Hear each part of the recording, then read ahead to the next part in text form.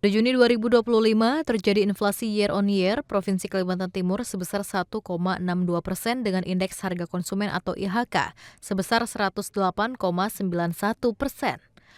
Inflasi Y on Y tertinggi terjadi di Kota Balikpapan dan Kota Samarinda masing-masing sebesar 1,77% dengan IHK masing-masing sebesar 109,47 dan 108,59%. Sedangkan inflasi terendah terjadi di Kabupaten Berau sebesar 0,77% dengan IHK sebesar 108,35%.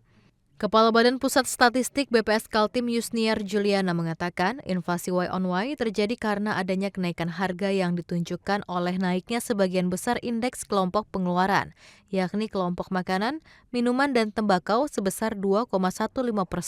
Selain itu, kelompok pakaian dan alas kaki sebesar 0,44%, kelompok perumahan, air, listrik, dan bahan bakar rumah tangga sebesar 0,63%, kelompok kesehatan sebesar 1,55%, kelompok rekreasi, olahraga, dan budaya sebesar 2,37%, kelompok pendidikan sebesar 2,37%, kelompok penyediaan makanan dan minuman, restoran sebesar 2,14%, serta kelompok perawatan pribadi dan jasa lainnya sebesar 8,24%.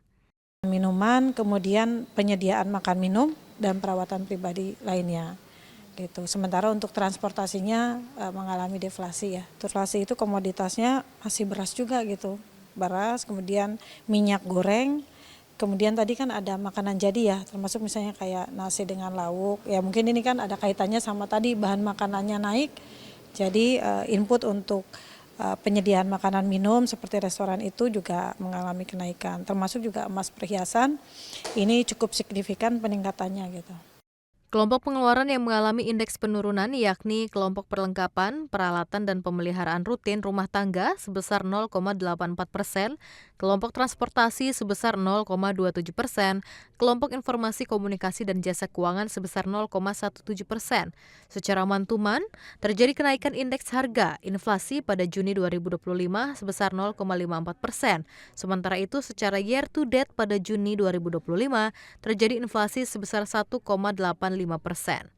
Peristiwa yang memicu inflasi antara lain momen Idul Adha 2025 pada bulan Juni berdampak pada meningkatnya permintaan beberapa komoditas seperti bawang merah, daun bawang, tomat, dan lain sebagainya.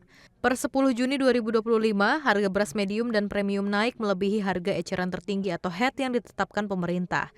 Kenaikan ini diduga akibat distribusi cadangan beras pemerintah yang belum maksimal.